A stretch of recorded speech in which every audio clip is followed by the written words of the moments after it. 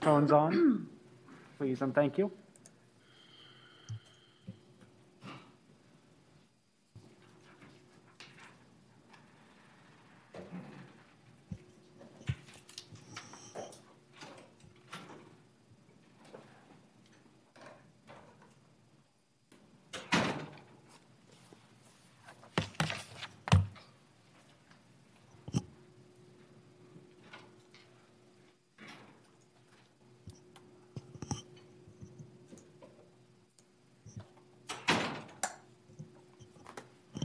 Members of the public are welcome to join in person or electronically by video call, which links into the location at the top of this agenda.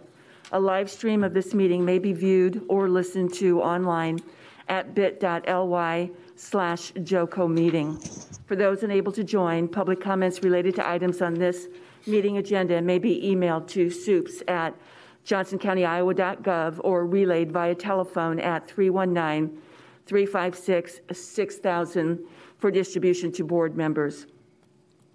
Johnson County strives to host inclusive, accessible meetings and events that enable all individuals, including individuals with disabilities, to engage fully.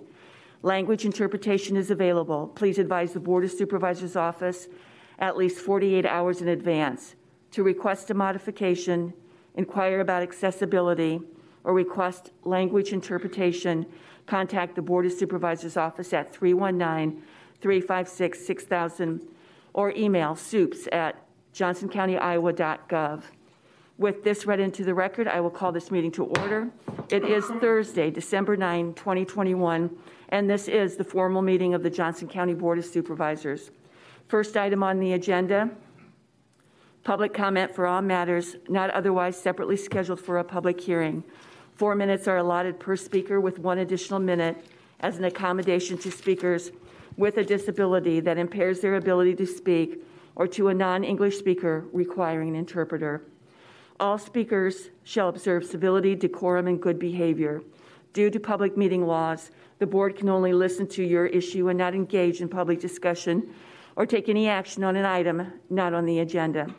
When 10 or more speakers wish to speak during the public comment section, the board may reduce the time per speaker. The board reserves the right to modify speaking time based on the circumstances of any meeting. A time limit for each public comment period may be established. We do have a number of public hearings tonight. They are listed under item E, business from planning, development, and sustainability, and include zoning and platting applications A through P. If anyone in the public would like to comment on these items, please wait until I open the public hearings later on in the agenda. If there is anyone in the public who would like to comment on any other item on the agenda or on a topic that is not on the agenda, this is the time to do so. Is there anyone in the public who would like to comment? Hola, buenas noches. Mi nombre es Ninosca Campos. Soy de la Coalición de Trabajadores Excluidos de Iowa City. Hi, my name is Ninosca. I am from the coalition from the excluded workers, and I want to talk. Estoy aquí para hablar sobre los $2 millones que ustedes nos proporcionaron a los trabajadores excluidos. I am here to talk about the $2 million that you approved to support the excluded workers. El cual estoy manifestando a ustedes que tomen en cuenta que cada persona se le distribuya un cheque de estímulo. I want you keep you count that you have to deliver a check to a similar check for every worker, like excluded worker. Pero sin embargo, creyendo que no pongan muchas dificultades para que cada persona reciba esta ayuda. But I want to tell you that you don't have to put many restrictions for the people to receive this similar check. Por ejemplo, si ustedes hablan de que las personas presenten sus ingresos, for example, if you are talking about the people need to present a proof of the income, ustedes tienen que saber que a la mayoría de personas se les paga en cash en Iowa City. You have to know that many people in Iowa City, they receive payments in cash. Por ejemplo, estas personas no tendrían cómo justificar con una colilla de cheques. For example, the people they are here with us, they cannot prove with a paper to prove how much money they receive. Estas personas entonces no estarían recibiendo ningún beneficio. So these workers here with us, with this rule, they will not receive any benefit. Entonces quedaríamos en lo mismo, siempre es trabajadores excluidos. And if we do that, we are going to be ending at the same, excluded workers. Porque ustedes saben que, digamos, las personas que trabajan en los techos, en el roofing, Because you know, like all the workers that they work in the roofing, las personas que trabajan en limpieza de casas y apartamentos, the people like work cleaning apartments and buildings, las personas, los pintores, people like work painting houses, todas estas personas, all these people, sus empleadores no les pagan con cheque, many of these employers, they don't pay with a check. les pagan con cash. They pay in cash. Entonces, si ustedes hablan que una persona tiene que pedir, justificar sus ingresos, So if you are asking a proof of the income, ellos no tendrían manera de justificarlos. they are not going to have a way to prove the income. Entonces estaríamos como al principio, siempre excluidos. And now we are going to go back to the beginning. Yo creo que es suficiente con el ID comunitario I think like one solution could be the community ID. That could be enough. que saben que somos residentes del Johnson County. And with that, you know, like the people is a resident for the Johnson County. Algún documento certificado que nosotros podemos firmar que lo que estamos firmando es diciendo la verdad. And to sign up a paper like we are saying the truth. Entonces, ya que ustedes están haciendo la estructura de esta ayuda, And like you are preparing like the structure and the tools to give this support, ustedes tienen que pensar con inteligencia you need to think in a smart way todo este tipo de situaciones, all these kind of situations. que todas estas personas se quedarían sin ayuda. That all these people, all these workers that are going to be excluded. Entonces, por eso les estoy manifestando nuevamente For that reason, I am saying again que tomen en cuenta todos estos datos que yo les estoy brindando that you can put in consideration all this information y that que, I am giving to you. y que de la mejor manera And in the best way, se le está entregando a cada una de estas personas. you can give this help to these workers. Porque todos son trabajadores esenciales de esta comunidad. Because all these workers are essential workers for our community. Y nosotros no queremos que las personas se queden sin esta ayuda. And we don't want nobody's excluded from this support. Es una ayuda que viene a beneficiar a cada persona. It's a support like it's going to help every worker. Como por ejemplo, ustedes saben que estamos en el tiempo de invierno, For example, you know like we are in winter time, donde los trabajos bajan, where the jobs they are like slow. nuestros ingresos bajan, el dinero baja. The income from these workers like they go like slow. Nosotros quisiéramos que nos brindaran esta ayuda lo más antes posible. And we want that it's possible like I will receive this support as soon as possible. Thank you for your comments. Is there anyone else in the public who would like to comment? Okay, yeah, you said me. Okay. ¿Ya? Yes. Go Buenas ahead. tardes, mi nombre es Ken. Ken. Yeah, good afternoon. My name is Ken. Soy un trabajador de los ruferos. I am a roofing worker. En nombre de nosotros los ruferos les damos gracias por las ayudas que nos ha proporcionado. I want to thank you for, in behalf of many workers about these potential help they are going to give to us. Le agradecemos de corazón todo lo que nos han dado, nos han ayudado. We want to say thank you for all the support like we have received so far. Pero el requisito que nos están pidiendo, But however, the requirement like you are asking, nosotros no lo podemos completar porque a nosotros no nos pagan en cheque. we cannot like offer that document because we receive the payment in cash. Porque por el motivo de que ocupamos un social seguro Because sometimes they request like a social security number, y nosotros no contamos con eso. and we don't have one social security number. Entonces, aunque nosotros queramos, no podemos cumplir este tipo de requisitos y si fuera eso, los quedaríamos sin esta ayuda. Even if we want, we cannot like have that document, and if that happens, we are not going to receive the stimulus check. Y si hay personas que cuentan con este requisito, and if it's some people like they have this all these papers like you are asking, ellos recibirían la ayuda, pero nosotros no, así como muchas partes de migrantes. Maybe they are going to receive the stimulus check, but you know, many of us, we are not going to receive anything. Entonces sería como una lucha perdida porque no estamos incluyendo a nadie. So this is going to be a lost cause, a lost battle, because we are not going to help many people. Estamos luchando todos mano a mano, cuerpo a cuerpo para recibir esta ayuda y no es posible que por un requisito que ustedes quieran. Okay, we have been like a fighting together, one to another, each other together to have this stimulus check, and it's going to be unfair. Like a son of us, we are not going to receive because this is the requirement.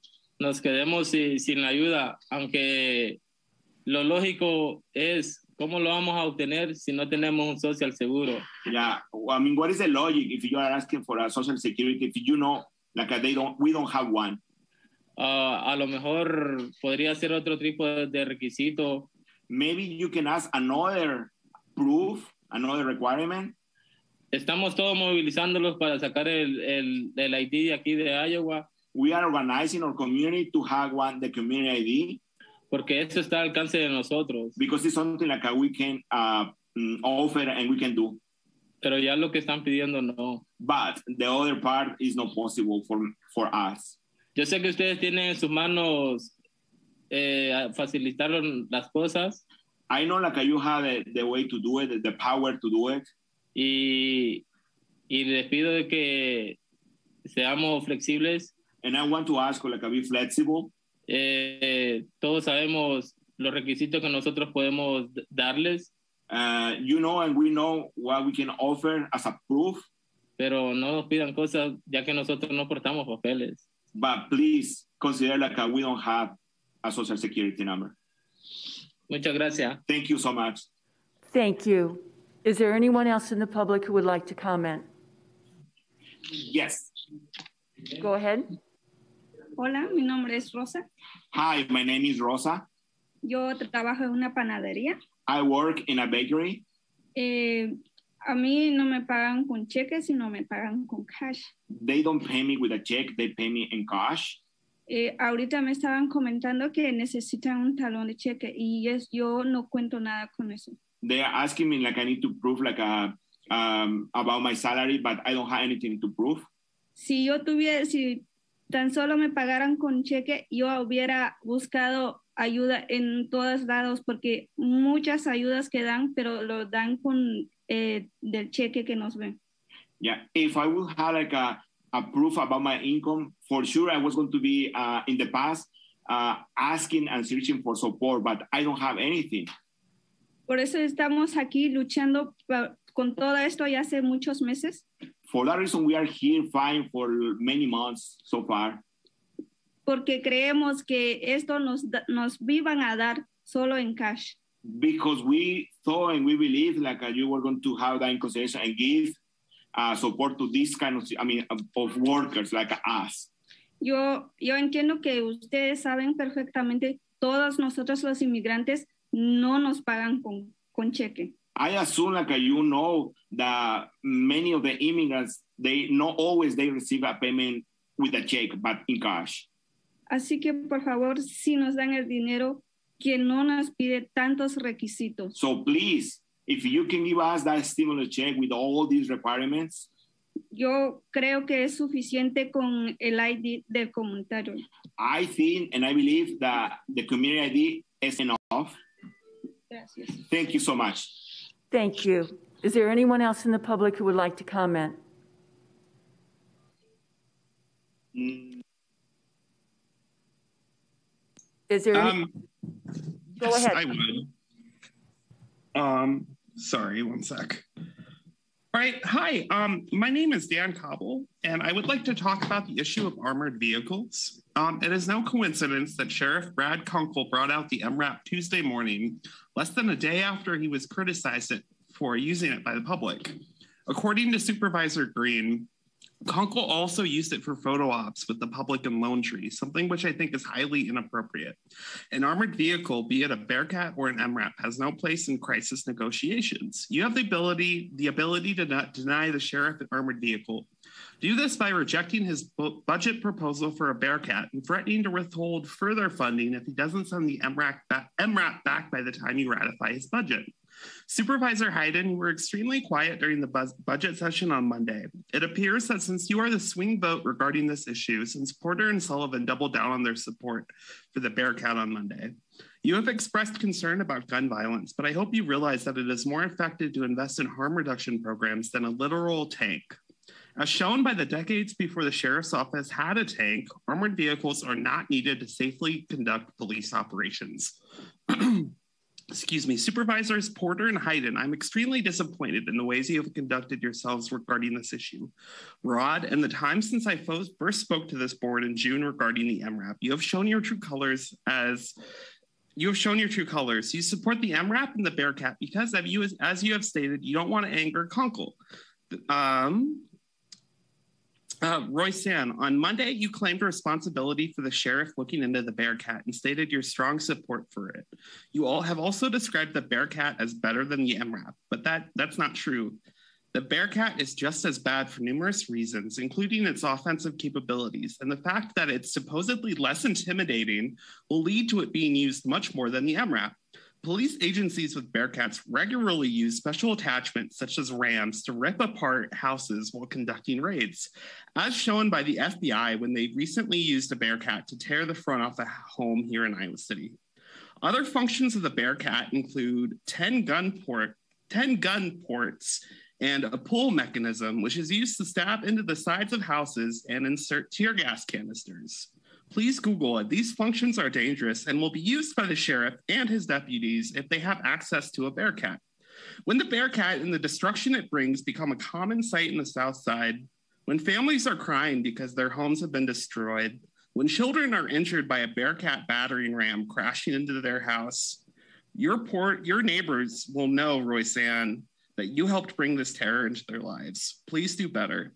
Reject the sheriff's budget if he refuses to give up armored vehicles. Thank you. Thank you. Is there anyone else from the public who would like to comment? I would. Go ahead. Hi, my name is Taylor Cohn. I want to go ahead and second every other commenter who's spoken so far, both on the issues of the Excluded Workers Fund and armored vehicles. It's extremely disappointing to me in this county that you would approve the allocation of these funds for these people and then put these requirements in the way that take them away from the very people who are supposed to benefit from them because, there's documentation that they might not be able to provide. I can't believe that you would, it's really stunning. Please reconsider, please listen to the workers who spoke tonight. Also, while we're on that subject, I want to say again that 1 extra minute for interpretation is not an accommodation for people who don't speak English because they literally have to have their comment read twice. And so I don't know how, Chair Hayden, how you can continue to say that at every meeting. Do you hear it coming out of your mouth? Because it doesn't make sense. It does not make sense. It is not accessible to these people who don't speak English. And on the issue of the armored vehicle, I want to tell a story about the Coralville Police Department, which is in Johnson County, of course. They once came into my job, which was at the Coralville Mall. It was a special meeting about security procedures. And every employee in the store was there. And the Coralville Police Department got up in front of us and they were jolly as they talked to us about mass shootings, about gun violence, which is the thing, the boogeyman that you guys keep bringing out for why this vehicle is necessary. And those cops looked at us and jovially said that if there was a shooting at that mall, like there has been in the past, we were screwed because they could not get there in time. They told us there was no way that even though response times times by police have gotten shorter. They told us, and they told us this smiling and laughing at 8 a.m. There was no way they could help us. The police admitted it. There is no way for the cops to respond, armored vehicle or no armored vehicle, to a situation like that fast enough, because shootings have gotten over faster at the same time the police have learned to adjust their response times. They cannot help in a situation like this. They cannot. And they told us. They looked us in the eye and laughed about it. And they said how great it was that mass shootings were happening because it meant that they didn't have to be in LA or New York so that exciting police work could happen. That's the kind of people who you are giving access to this vehicle. They will not help your constituents. They will not protect your constituents. And this hardware will not protect your constituents. These arguments are insulting. They're in bad faith. This money could do so much good in this community because the reason that people commit crimes is because they do not have resources and they do not have access to the things they need. That's why they hurt each other. That's why we hurt each other. So you could invest this $240,000 into something that could actually provide people with what they need, or you can waste it on this vehicle that will do harm. You can put it in the hands of people who can't and don't want to help the people that you think you're helping. Thank you. Thank you. Is there anyone else in the public who would like to comment?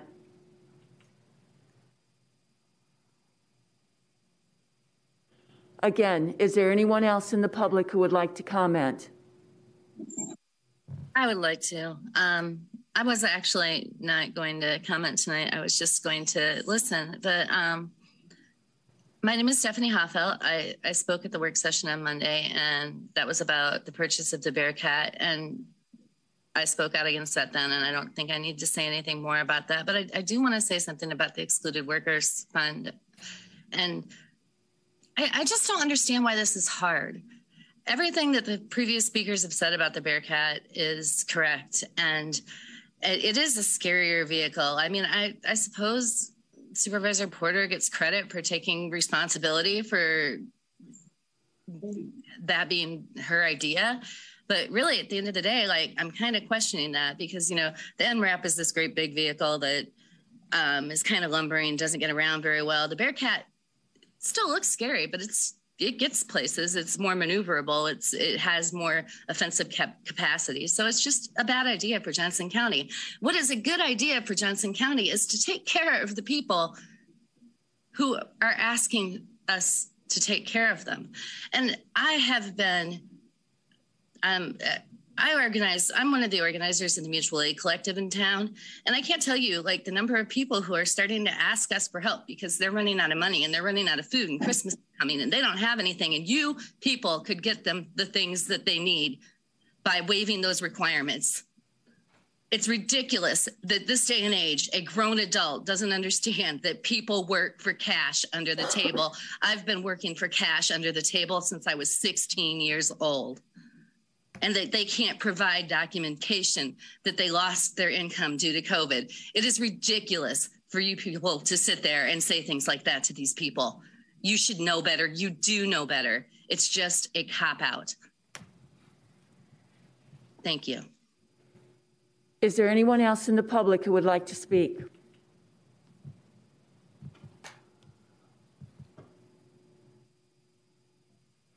Again, is there anyone else in the public who would like to speak?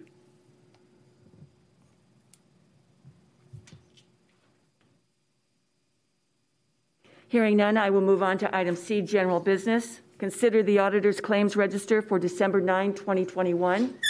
Move approval. Second. It has been moved by Green Douglas, second by Sullivan. Any discussion? Roll call. Hayden. Aye. Sullivan. Aye. Green Douglas. Aye. Porter. Aye. Green. Aye. Motion carries 5-0. Consider the minutes of the December 2nd, 2021 formal meeting. Move approval. Second. It has been moved by Green Douglas, second by Green. Any discussion? Roll call. Sullivan. Aye. Green Douglas. Aye. Porter. Aye. Green. Aye. Hayden. Aye. Motion carries 5-0. Consider the payroll authorization forms submitted by department heads and elected officials as approved by a majority of the Board of Supervisors. Move approval. Second. It has been moved by Green Douglas, second by Sullivan. Any discussion? Roll call. Green Douglas. Aye. Porter. Aye. Green. Aye. Hayden. Aye. Sullivan. Aye. Motion carries 5-0. Next, item D, business from the County Auditor. Kyle? Yes, the auditor's office has one liquor license application for the board's consideration. It is an application for a Class C liquor license for Your Private Bar in West Des Moines to provide alcohol service at a Celebration Farm event, as submitted by Amber Cooper. County Sheriff and County Attorney's Office recommend approval, and the paperwork is in order. Move approval. Second. It has been moved by Green Douglas, second by Green. Any discussion? Sure. Nope. Next item, Supervisor Green. Thank you, Supervisor. Any discussion on this item? Roll call. Porter. Aye. Green. Aye. Hayden. Aye. Sullivan. Aye. Green Douglas. Aye. Motion carries 5-0. And I'll turn it over to the auditor. Yes, Travis Weibert, Johnson County Auditor. Travis, before you do that, let me read this into the record. Set a public hearing on an ordinance establishing voting precincts in Johnson County for December 21, 2021 at 9 a.m. in the Administration Building Boardroom and authorize the auditor to publish the notice. Go ahead, Travis. Yes, that's exactly what we're asking. We're the only city right now we're waiting for approval from is Iowa City. That should happen next Tuesday. We're starting to get legal descriptions from the other cities, so this is moving fairly quickly. We met with County Attorney Ryan Moss, and we have the plan to make sure we meet our deadline. And met with the city earlier this week. They're very complimentary of all the work done by the auditor's office, and we thank their city staff for their input. So it's worked well with all of our larger cities. Thank you. Do I have a motion? I would move to schedule a public hearing on an ordinance establishing voting precincts in Johnson County for December 21, 2021 at 9 a.m. in the Administrative Building Boardroom, and to authorize the auditor to publish the notice. Second. It has been moved by Green, second by Green Douglas. Any discussion? All right. Roll call. Thank you, Travis. Yeah, thank you guys. Green. Aye. Hayden. Aye. Sullivan. Aye. Green Douglas. Aye. Porter. Aye. Motion carries 5-0. Next, we will move on to item E, business from Planning, Development, and Sustainability. Public hearing set for 5:30 p.m. regarding planning, zoning, and land use matters described below in accordance with Section 335.6 of the Iowa Code. First up, zoning applications. Public hearing on zoning application PZC-21-28128 of Merle Miller requesting rezoning of 1.72 acres from A, agricultural, and R, residential to R, residential. And with that, I will open the public hearing and ask for staff report. Thank you. This rezoning application is in the southwest of the county, south of the villages of Frytown and Sharon Center, specifically on the north side of 560th Street, west of Highway 1. They're requesting this rezoning to allow the existing house to be split off from a larger parcel. Again, we're along Highway 1 and 560th Street. They do have an existing access off of 560th Street, which is a gravel road, and the county engineer had no objections to this application. For history, this site appears to have been farmland since at least the 1930s to the 1970s. The existing house was built in 1975, and it was zoned agricultural in 1960, and then partially rezoned, where you see this yellow shading, to residential in 1970. The site has never been formally platted, and no city fringe areas apply. From the health department, the property is served by a permitted wastewater system, and there's a private well located on this property to the east. There will be a well easement in place to provide water to the site. The Planning and Zoning Commission voted 3-0 to recommend approval. Again, this site is in the ag land use category where rezoning to residential is potentially compatible, and staff believes that all required and recommended development guidelines have been met, so the request appears to comply with the goals and criteria of the comp plan. We believe it would have minimal impacts on nearby property and therefore recommend approval. Thank you. Supervisors, any questions for Maya? All right, this is a public hearing. Is there anyone in the public who would like to comment on this application? Scott Ritter, if you have any questions for me on this application. And you'll see this again later in our. Yes. So, Any questions for Scott? Okay, thank you, Scott. thank you much. Again, this is a public hearing. Is there anyone in the public who would like to comment? Hearing none, I will close the public hearing and I ask. move that we consider waiving 3 readings on the proposed ordinance associated with the zoning application PZC-21-28128. Second. It has been moved by Sullivan, second by Green. Any discussion? Roll call. Hayden, Aye. Sullivan, Aye. Green Douglas, Aye. Porter, Aye. Green. Aye. Motion carries 5-0. Move first and second consideration of the proposed ordinance associated with zoning application PZC-21-28128. Second. It has been moved by Sullivan, second by Green Douglas. Any discussion? Roll call. Sullivan, Aye. Green Douglas, Aye. Porter, Aye. Green, Aye. Hayden. Aye. Motion carries 5-0. We will move on to plating applications. First up, public hearing on subdivision application PZC-21-28111 of Oberman Land LLC requesting preliminary and final plat approval of Pleasant Valley Corner subdivision. With that, I will open the public hearing and turn it over to you, Luke. Thank you. Luke McClanahan, Planning, Development, and Sustainability. This next request is a farmstead split. It's located east of the City of Hills. It's on the north side of 520th Street, west of Sioux Avenue, and this is a one-lot farmstead split request. Here is a look at the parent farm. Again, we're on the north side of 520th Street. As you can see, the parent farm there is outlined in blue, 83 acres total, and there is an existing homestead here on the southwest portion of this property. The intent is to split off the existing homestead from the rest of the acreage. Taking a closer look yet, as you can see, proposed lot 1 is 3 acres, outlined in pink there. And the applicant is dedicating sufficient right-of-way along 520th Street. A little history on the site. It's been in agricultural use since at least the 1930s. The existing house there was built back in '94, and agricultural zoning has been in place since 1960. This site has never been formally subdivided. No city fringe areas apply to this property. For sensitive areas requirements, those have been met, and stormwater management will be deferred until time of any future building permits. For the roads, as you can see, there's an existing access off 520th Street, and farmstead splits are exempt from road performance standards, so the county engineer had no objections. From the Public Health Department, they noted that there is a permitted water and wastewater systems, both are in place, and they had no objections. Planning and Zoning Commission voted 3-0 to recommend approval of this request. And the plat and legal documents for this farmstead split are complete and correct. The request complies with the ordinance. Staff recommends approval. Thank you, Luke. Supervisors, any questions? Hearing none, this is a public hearing. Is there anyone in the public who would like to comment on this application? John Marner with MMS Consultants representing the applicant. I'm available for any questions if you have any. Thank you, John.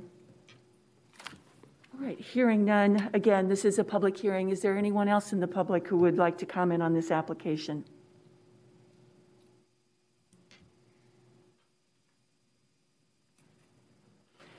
Hearing none, I will close the public hearing. Is there a motion? Move the resolution associated with subdivision application PZC-21-28111. Second. It has been moved by Sullivan, second by Green. Any discussion? Roll call. Green Douglas, Aye. Porter, Aye. Green, Aye. Hayden, Aye. Sullivan. Aye. Motion carries 5-0. Next is a public hearing on subdivision application PZC-21-28117 of Evan and Carissa Evans requesting preliminary and final plat approval of Prairie Plum Ridge. With that, I will open the public hearing and turn it over to staff. Thank you. And this next subdivision request is located northeast of the city of Iowa City. Here's Highway 1 and Rapid Creek Road. This property is on the south side of Rapid Creek, east of Rapid Creek Trail, and this is a 3-lot subdivision where the applicant is proposing 2 buildable residential lots and 1 outlot. Taking a closer look yet at this property, again, on the off the south side of Rapid Creek Road. As you can see, there is an existing homestead here.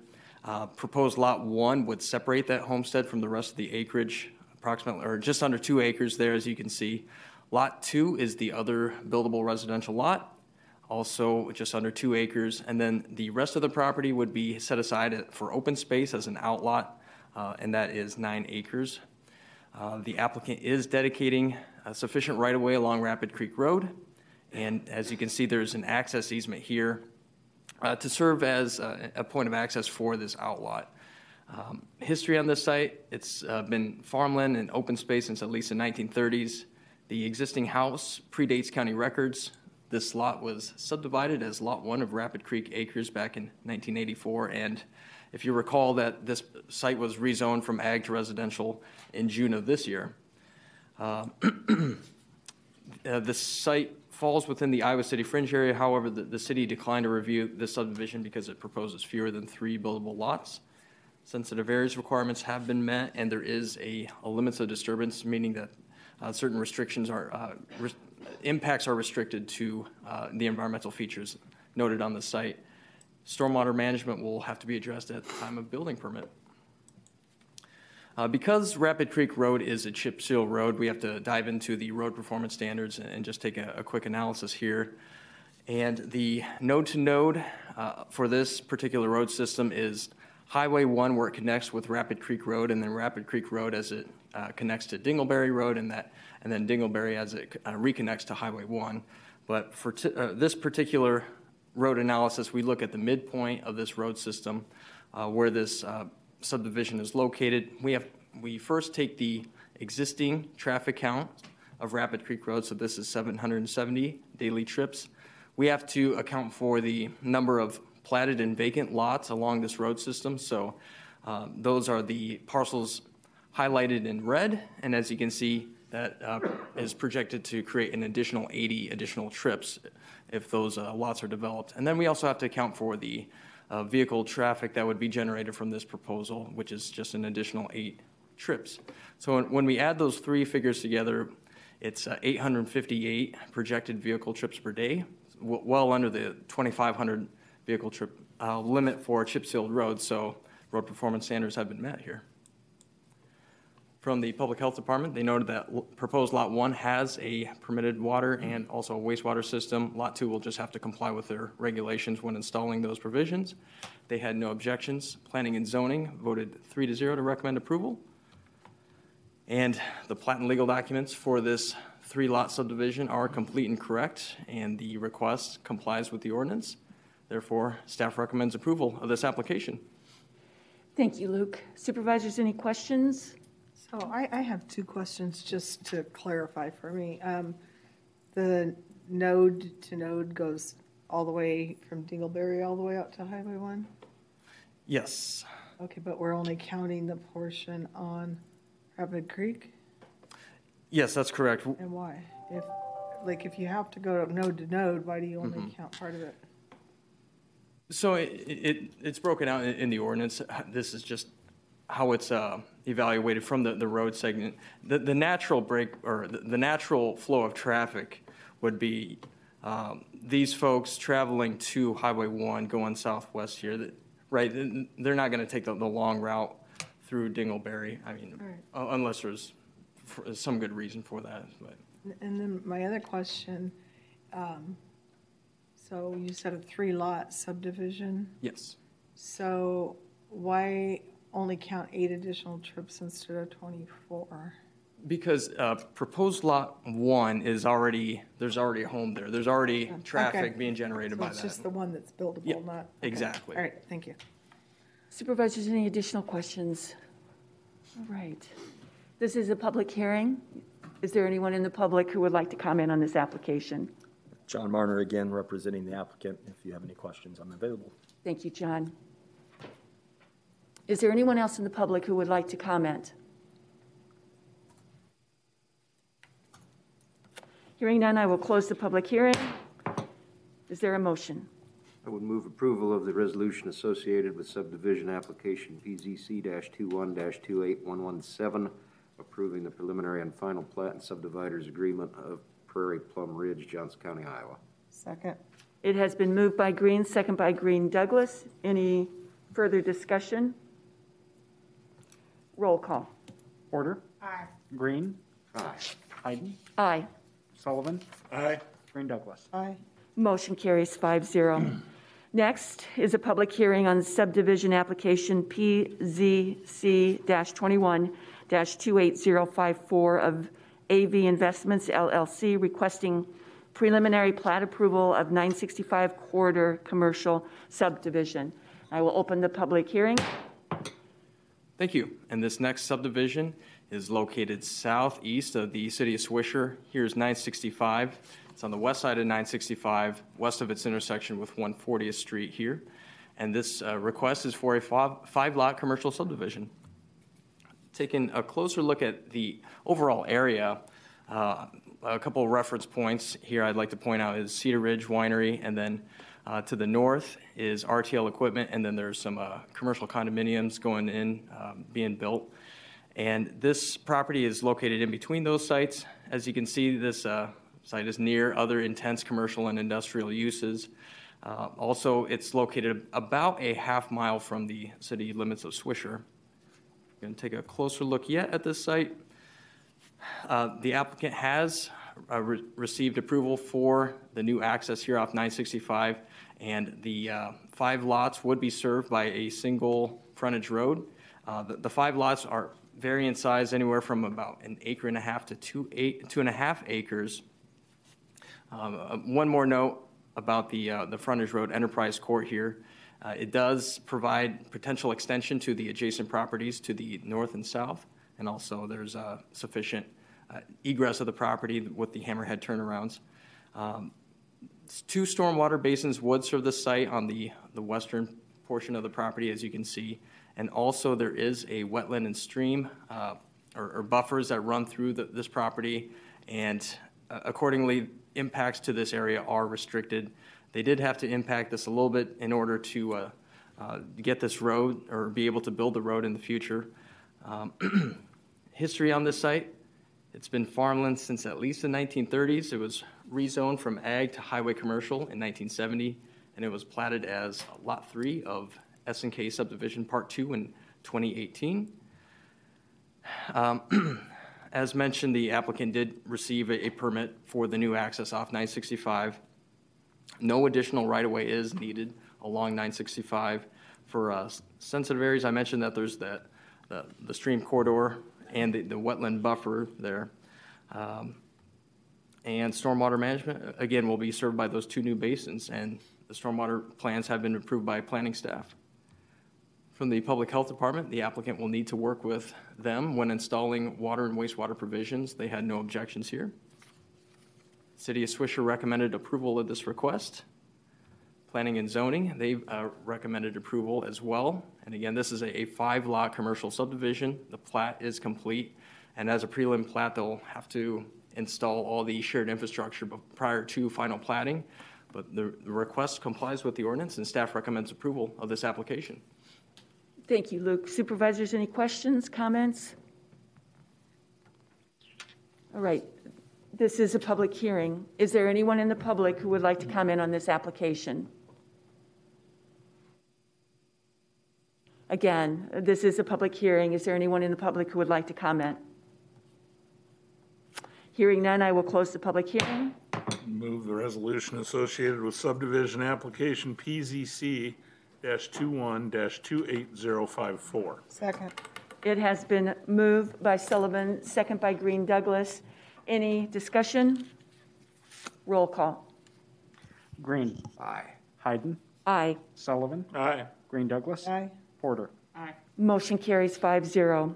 Next is a public hearing on subdivision application PZC-21-28109 of J. and Mackenzie Bulin requesting preliminary and final plat approval of Bulin subdivision. With that, I will open the public hearing and once again turn it over to you.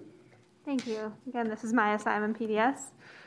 This subdivision is southwest of Iowa City, specifically on the north side of Black Diamond Road, east of Half Moon Avenue, and they are requesting a 3-lot subdivision here. Again, we're along Half Moon Avenue and Black Diamond Road. This is a paved road from which they have an existing access, so it will be exempt from road performance standards. As you can see, they are dedicating sufficient right-of-way, just a sliver on the western portion of the property there, and the county engineer had no objections to this request. For history, this site appears to have been farmland with a homestead and some timber since at least the 1930s. The existing house and several outbuildings predate county records. The site was zoned ag in 1960 and platted as Lot 2 of Moore Second Subdivision in 1998. The area of proposed Lot 1 was rezoned to residential in September of this year. As you can see, they are requesting to subdivide into one residential lot containing 1.99 acres, one general outlot containing 0.84 acres, and then the remainder in an agricultural outlot of about 19 acres. Additionally, there is a septic easement to the west of Lot 1 and an access easement to the east of Lot 1. This site is in the ag land use category and no city fringe areas apply. Sensitive area requirements have been met and a limit of disturbance has been applied to the site to limit those impacts to any environmental features. Stormwater management will be required prior to any future building permits. From the health department, this property is served by a permitted wastewater system, which is covered by that septic easement. And there is an existing well, which predates county records on site. They had no objections to this application. The Planning and Zoning Commission voted 3-0 to recommend approval. Again, the request is to create 3 lots on 21.89 acres. The plat and legal documents are complete, and the request complies with the UDO, and therefore staff recommends approval. Thank you. Supervisors, questions, comments? This is a public hearing. Is there anyone in the public who would like to comment on this application? Yes, Scott Ritter again, if you have any questions for me on this. It appears none. Thank you, Scott. Is there anyone else in the public who would like to comment? Yes. Go ahead. Go ahead. Will there be a transcript? Will there be a transcript of what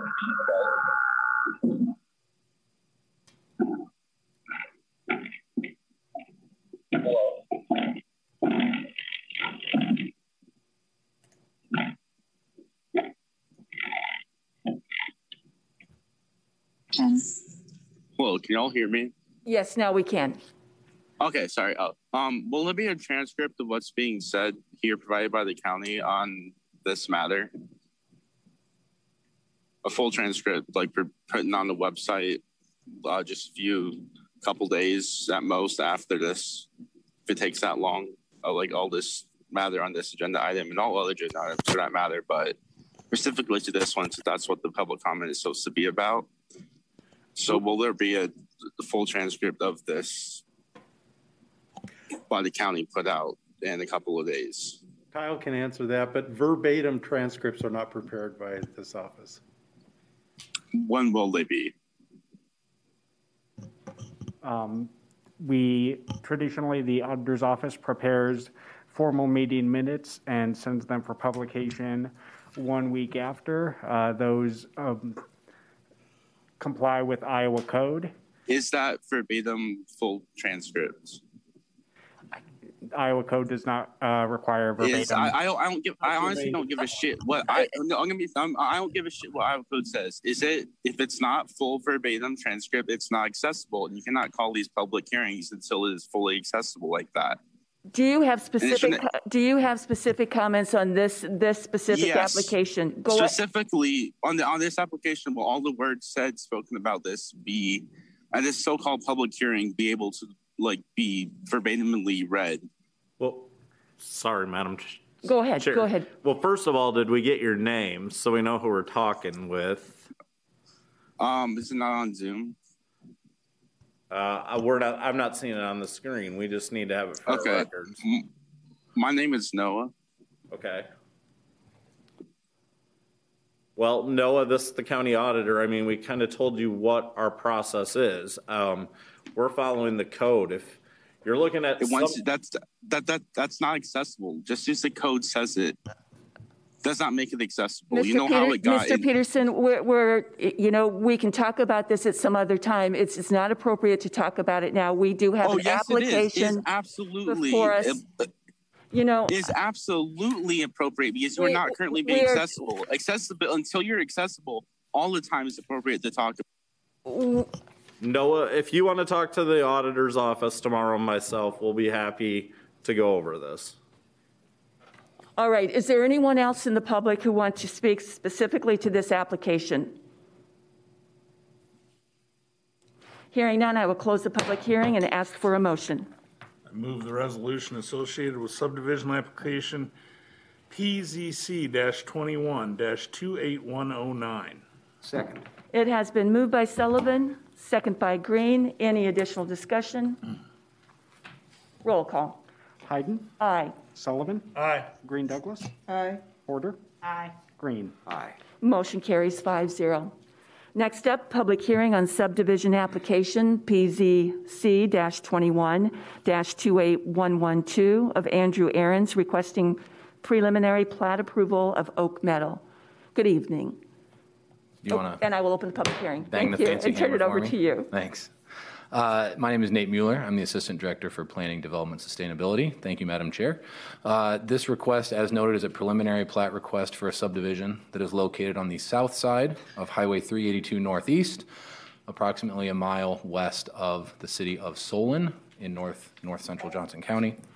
This request is to create a 33-lot subdivision, which will include 25 buildable residential lots, as well as 8 outlots meant for various uses, including sensitive areas preservation, open space preservation, shared infrastructure for roads, wells, and stormwater. Here's a closer in view of the subdivision proposed by the applicant.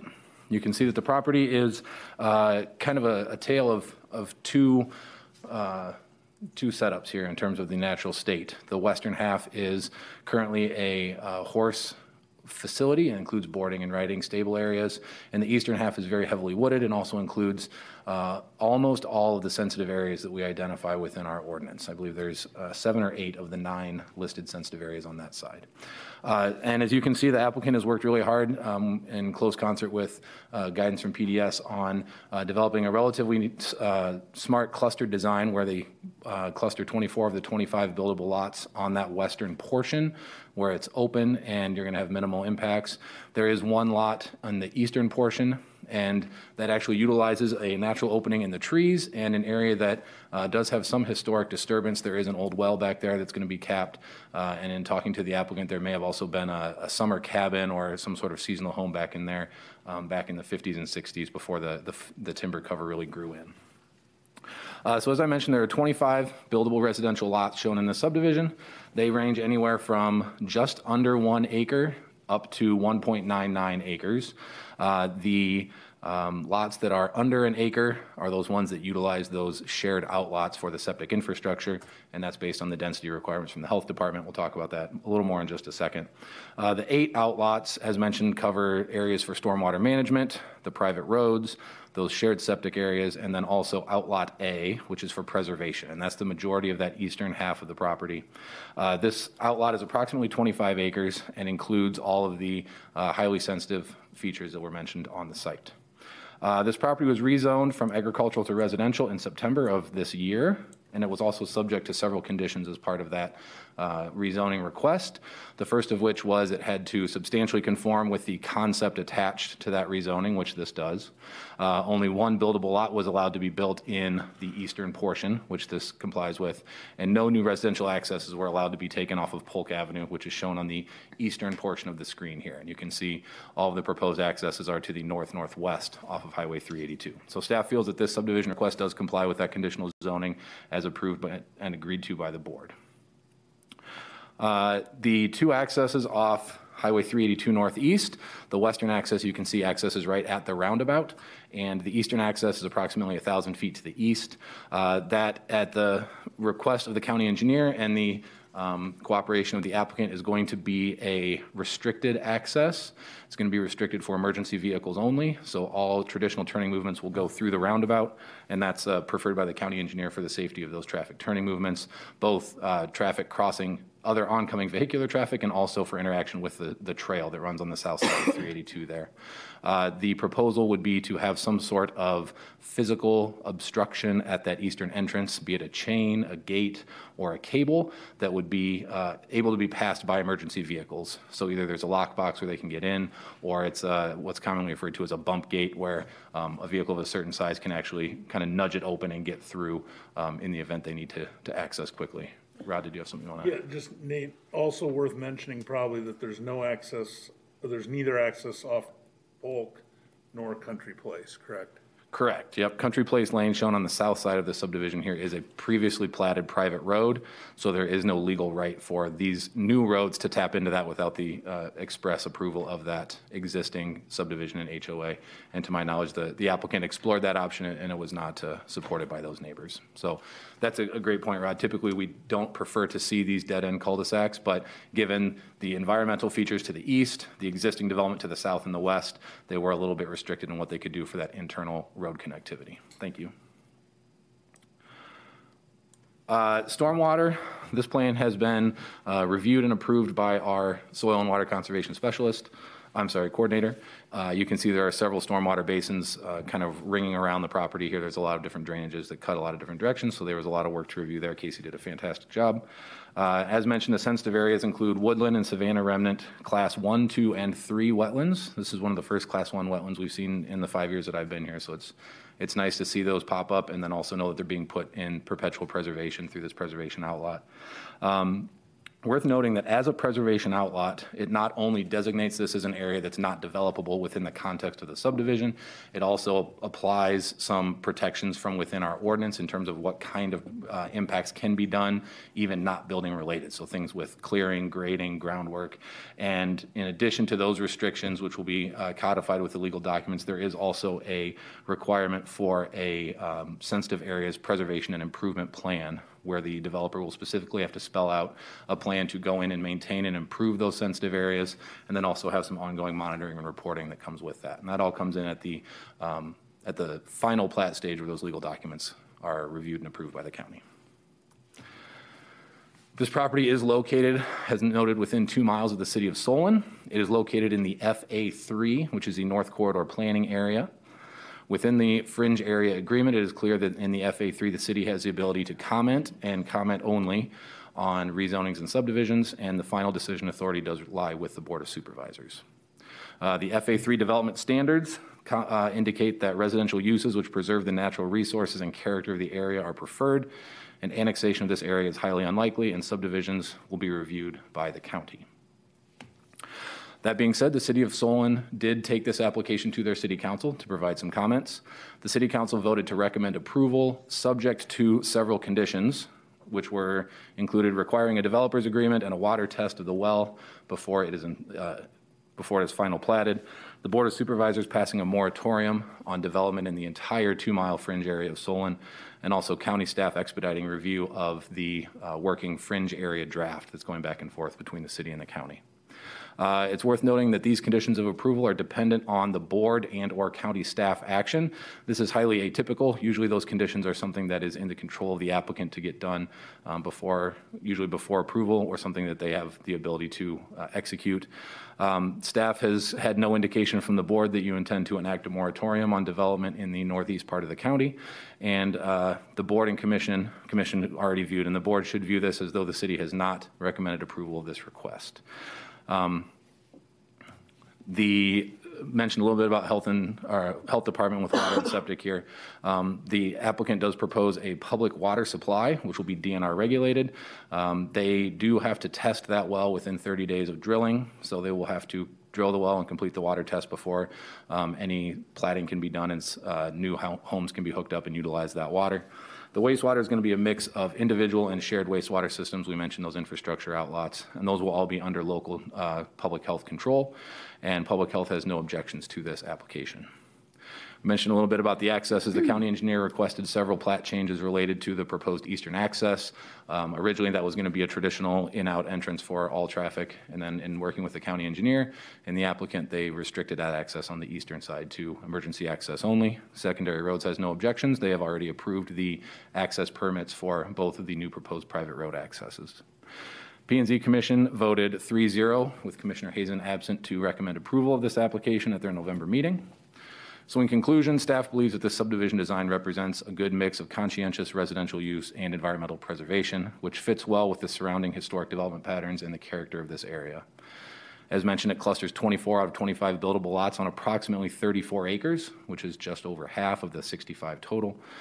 Average lot size is 1.17 acres, with 80% of the lots being 1.4 acres or less.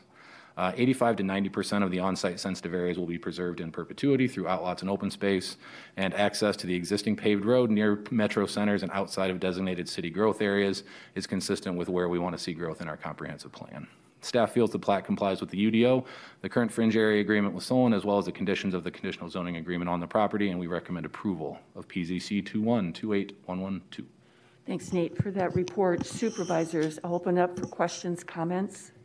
I would like to comment regarding the area to the east where there's just the one lot. And you remarked that it's got woodlands and savanna wetlands.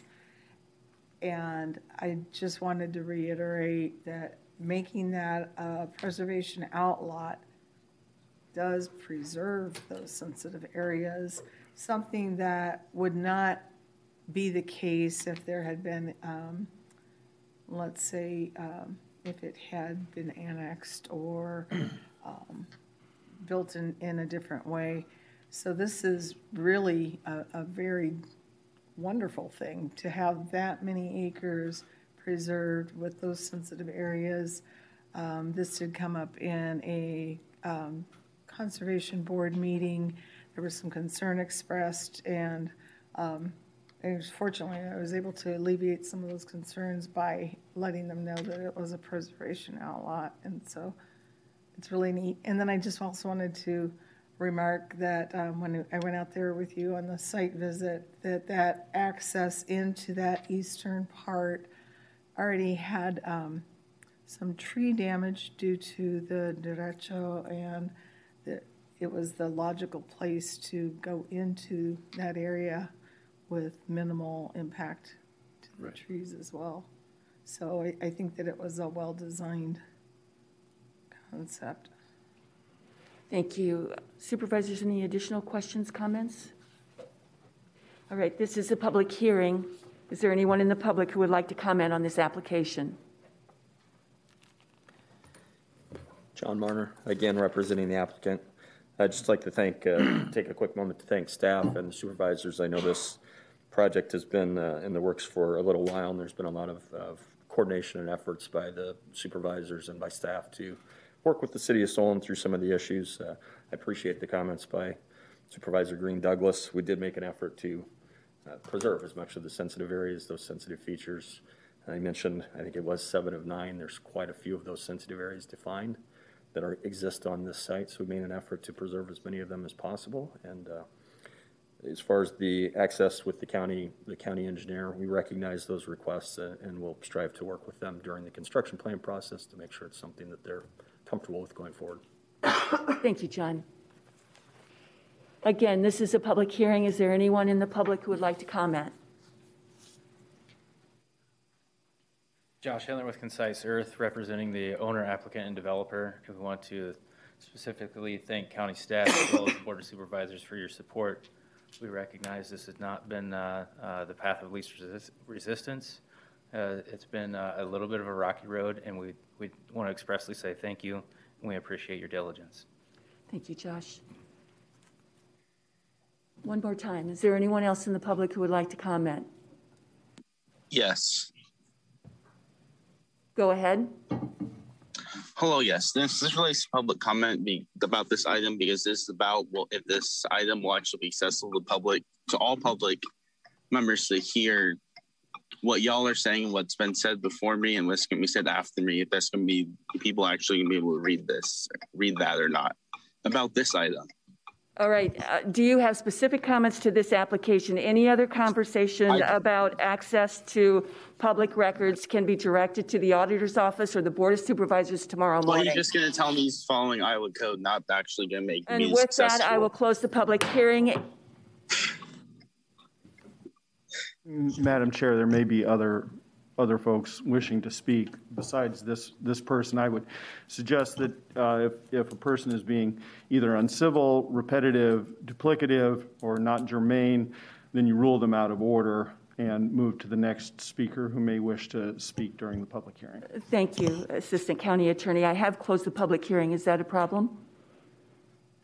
What you could do is you could poll your fellow board members as to whether any of them wanted to reopen the public hearing, in which case they would make a motion. You'd vote on that motion to reopen. If not, then that is fine as well. Thank you. Is there a motion to reopen the public hearing?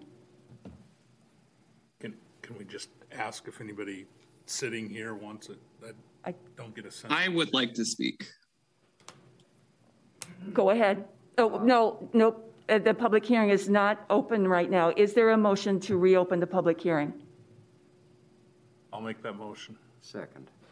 It has been moved by Sullivan, second by Green to reopen the public hearing. Roll call. Sullivan? Aye. Green Douglas? Aye. Porter? Aye. Green? Aye. Hayden? Aye. Motion carries 5-0. The public hearing is now open. Is there anyone in the public who wants to speak specifically to this application?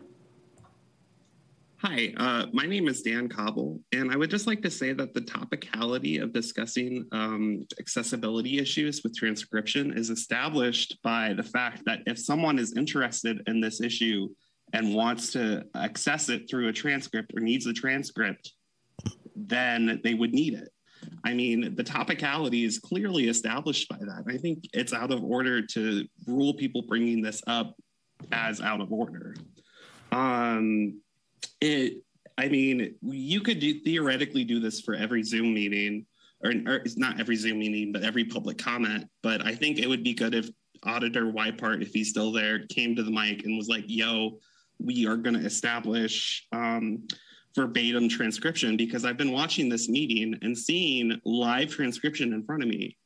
It's right here. So, I mean, if the auditor or someone representing the auditor will commit right now to having live verbatim transcription, then this can stop. So will anybody be willing to do that? Assistant County Attorney, do you want to speak to this? Well, a couple things. The transcription, taking action regarding future transcription of future meetings is not on the agenda, so you wouldn't be able to act on that anyway. Thank you.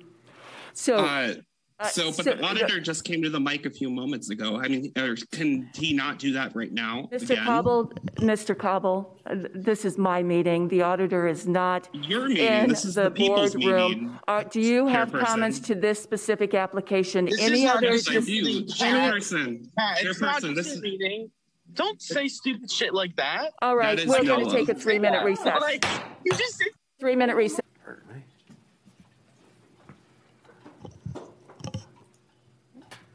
Okay, we are back from recess, and I will close the public hearing. Is there a motion? I move the resolution associated with subdivision application PZC-21-28112. Second. It has been moved by Sullivan, second by Green Douglas. Any additional discussion? Roll call. Green Douglas? Aye. Porter? Aye. Green? Aye. Hayden? Aye. Sullivan? Aye. Motion carries 5-0. Next is a public hearing on subdivision application PZC-21-28129 of Merle Miller, requesting preliminary and final plat approval of Merle Miller subdivision. And with that, I will open the public hearing and turn it over to you. Thank you. This is the same site that we saw at the beginning of the night. They're requesting preliminary and final plat approval of a 2-lot subdivision. So I won't go over rehash the history again. Like I said, they do have existing access off of 560th Street. The site is exempt from road performance standards since they are not increasing the overall density of the site. sensitive area requirements have been met for the site, and stormwater management will be required prior to any future building permits. They are proposing one residential lot containing 2 acres with the existing house, one agricultural outlot containing 3.92 acres, which does have a drainage easement over it to allow the fields to the north to drain into the culvert there. From the health department, again, the property is served by a permanent wastewater system and there is a private well on this property to the east, and there will be a well easement in place to provide water to the site. They had no objections. The Planning and Zoning Commission voted 3-0 to recommend approval. Again, the request is to create 2 lots on 5.92 acres. The plat and legal documents are complete, and the request complies with the UDO. Therefore, staff recommends approval. Thank you. Supervisors, any questions, comments for Maya? Just clarification, does well easement always stay with the property then and not the owner? I assume it does, but I didn't. The well easements, they'll run with the land, so regardless of who owns the property. Okay, thanks. Anything additional? All right, this is a public hearing. Is there anyone in the public who would like to comment specifically on this application? Scott Ritter again. Thank you, Got Scott. any questions for me? Thank you. Looks like there aren't any questions specifically for you. Again, this is a public hearing. Is there anyone who would like to comment specifically to this application? Yes, I would. Are you commenting specifically to this application? The topicality of my comments regarding this particular application are established by the fact that you all are excluding members of the public who would need to access this with a verbatim transcript. All right. Is there anyone else who would like to speak to this application? I would like to say that shame on this county for not doing this. The topicality. The fact that I have watched this entire meeting you with are out of order. Is there anyone else in the public who would like to speak to this application? For there to be a verbatim transcript of the meeting. Hearing none. It may not be required by Iowa code, but neither is brushing your teeth. Is there anyone who would like to make a motion? I would move the resolution associated with subdivision application PZC-21-28129. Second. It has been moved by Green Douglas, second by Green. Any further discussion? Roll call. Porter? Aye. Green? Aye. Hayden? Aye. Sullivan? Aye. Green Douglas? Aye. Motion carries 5-0. Thank you, Scott. Thanks, Scott. All right, next is a public hearing on subdivision application PZC-21-28130 of James and Mary Lone requesting preliminary and final plat approval of Cottonwood Creek addition. And with that, I will open the public hearing and turn it over to you, Luke. Thank you. And this next subdivision request, it is located southeast of the city of Iowa City. Here's Highway 6, and this is Utah Avenue. This request is for a one-lot farmstead split, and specifically the site's on the west side of Utah Avenue, south of Highway 6. Taking a closer look at the parent farm, as you can see outlined in blue there is 80 acres. There's an existing homestead here, and the applicant intends to utilize this farmstead split to create a new buildable lot, 5 acres. Taking a closer look yet at this proposed lot. As you can see, it's mostly bare. It does have one outbuilding on it, and for the existing home, the well is actually located on this proposed lot 1. So the applicant is setting aside here a well easement for access and maintenance to the well. Both the well will serve both the existing homestead and also this new dwelling that would be located on lot 1. As you can see, the existing drive would be utilized for this new buildable lot, and also there's an easement overlaying this so that the existing homestead can also use the easement. The applicant is dedicating sufficient right-of-way along Utah Avenue. History on this site, it's contained ag since at least the 1930s, agricultural zoning since 1960, and the existing home there was built back in 1962. No city fringe areas apply to the site. Farmstead splits are exempt from road performance standards. Sensitive areas requirements have been met, and stormwater management will be required when the applicant applies for any building permits. From the Public Health Department, They noted the applicant will need to work with public health when installing wastewater provisions. I already mentioned the easement for the well there, and public health had no objections. Planning and zoning voted 3-0 to recommend approval, and the plat and legal documents for this one-lot farmstead split are complete and correct, and the request complies with the ordinance. Staff recommends approval of this request.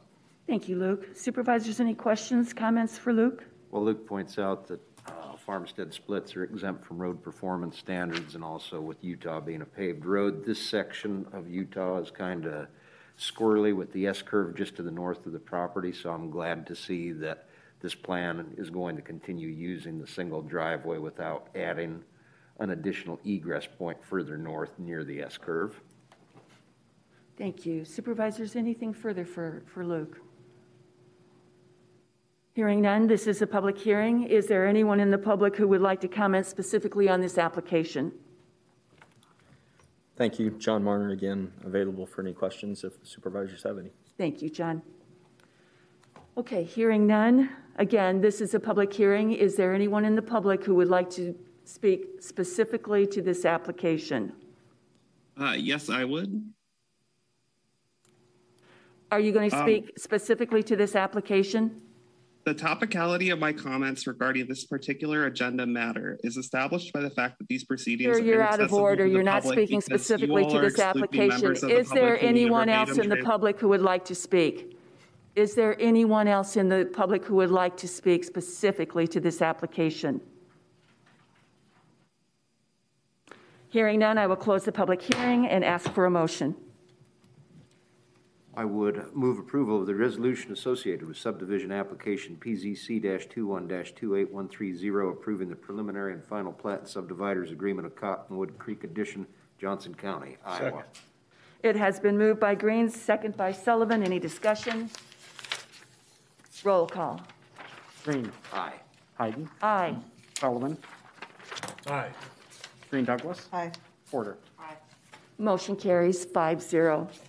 Our final public hearing for tonight is on subdivision application PZC-21-28132 of Lucille Duwa requesting preliminary and final plat approval of L and L Duwa Acres subdivision. With that, I will open the public hearing and once again turn it over to you, Luke. Thank you. And this last request is a farmstead split located southwest of the city of Iowa City and northeast of the village of Sharon Center. It's a one-lot farmstead split request. Here is the site in question. It's on the east side of Lackender Avenue, just north of 480th Street. You can see the parent farm is outlined in blue, 80 acres, and there's an existing homestead here, and they want to use the farmstead split to split off the homestead. And proposed lot 1 is 2.65 acres.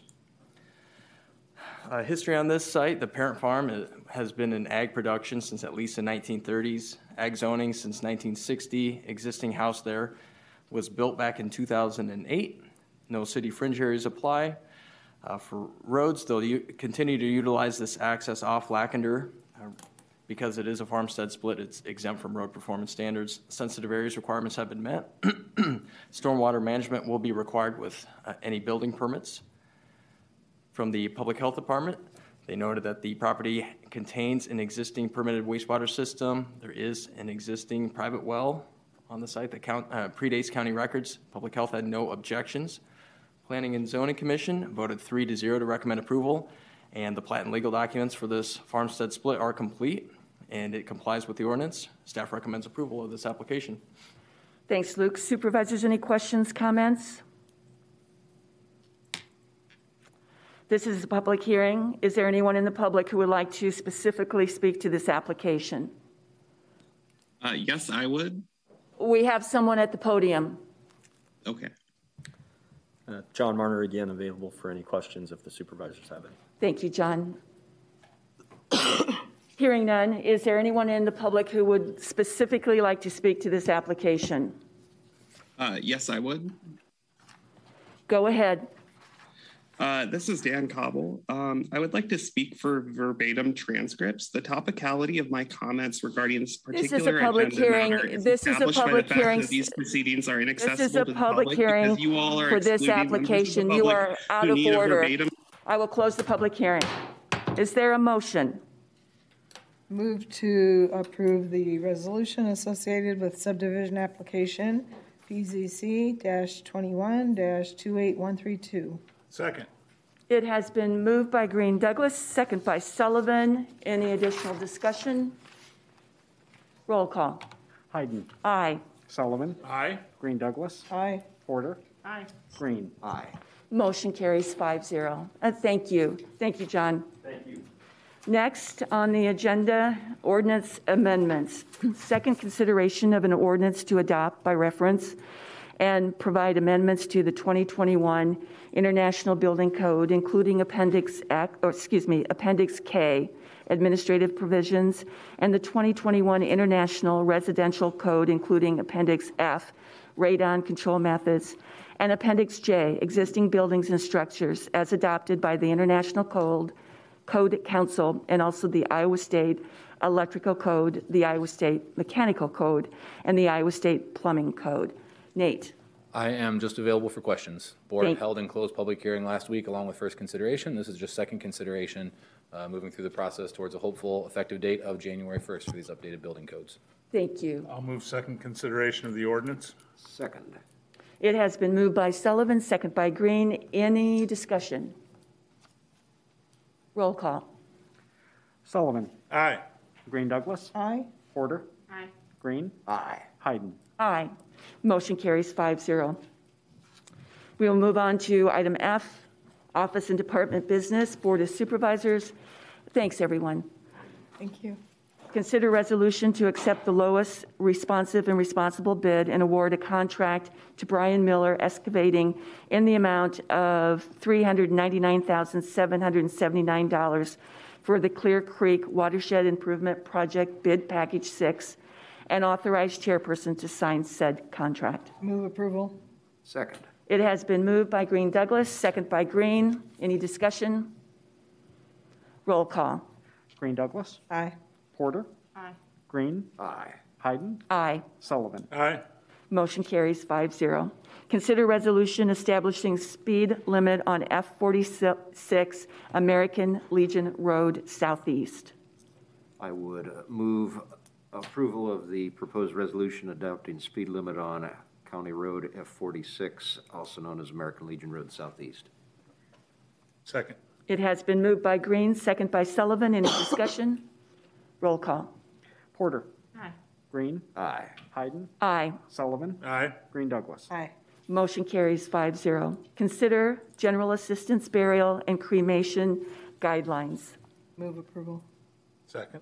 It has been moved by Green Douglas, second by Sullivan. Any discussion? Roll call. Green. Aye. Hayden. Aye. Sullivan. Aye. Green Douglas. Aye. Porter. Aye. Motion carries 5-0. Consider change order number 1 with McComas Lucina Construction in the amount of $16,902.21 for courtroom project number 2 to accommodate changes as a result of required abatement and cabling required to provide AV in the courtroom. Move approval. Second. It has been moved by Green Douglas, second by Green. Any discussion? Roll call. Hayden. Aye. Sullivan. Aye. Green Douglas. Aye. Porter. Aye. Green. Aye. Motion carries 5-0. Consider 2022 Urban County Coalition legislative priorities. Move approval.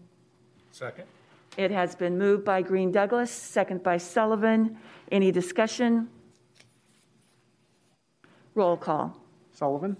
Aye. Green Douglas. Aye. Porter. Aye. Green. Aye. Hayden. Aye. Motion carries 5-0.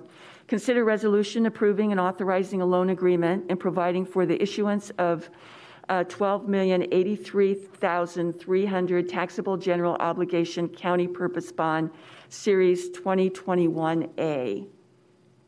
Tom, did you want to comment on this at all? I can just answer any questions anybody might have. This is our routine borrowing that we do each year at this time of the year. Some short-term, some long-term for the county, which is 2.5 years, which is really pretty short-term. We negotiate locally with lenders and everything.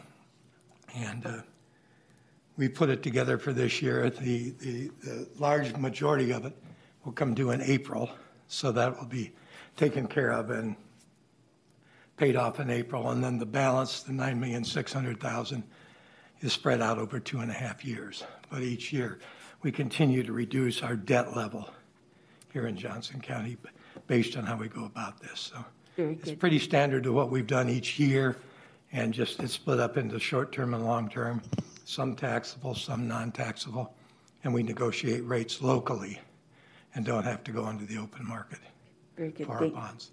Thank you. Is there a motion? Madam Chair, I would move approval of the proposed resolution approving and authorizing a loan agreement and providing for the issuance of a $12,083,300 taxable general obligation county purpose bond, Series 2021A.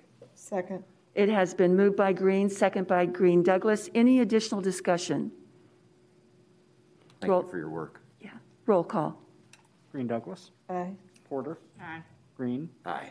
Hayden. Aye. Sullivan. Aye. Motion carries 5-0.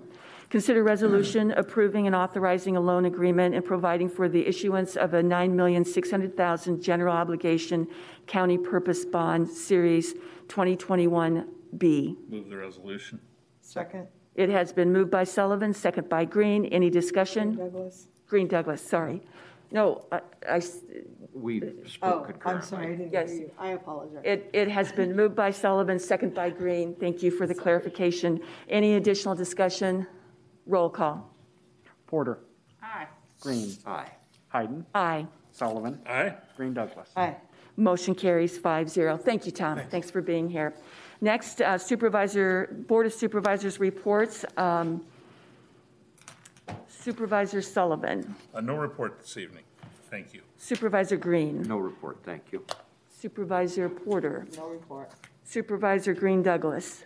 Just want to say it's been enjoyable to recognize our county employees who have completed increments of 5 years in their employment. So that was pleasant the last 2 days. Also, the Economic Development Committee has completed, with the help of consultant Bill, an economic development plan that they will be bringing forward to the board.